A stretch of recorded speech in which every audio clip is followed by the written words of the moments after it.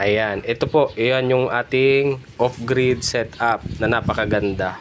So, malaki talaga ang matitipid mo sa ganitong setup. So, ayan, bali, namumonitor natin yung ating nagagamit na kuryente.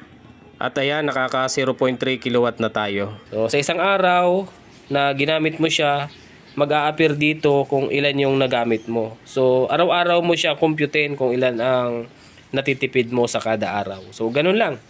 And then, i-reset mo lang.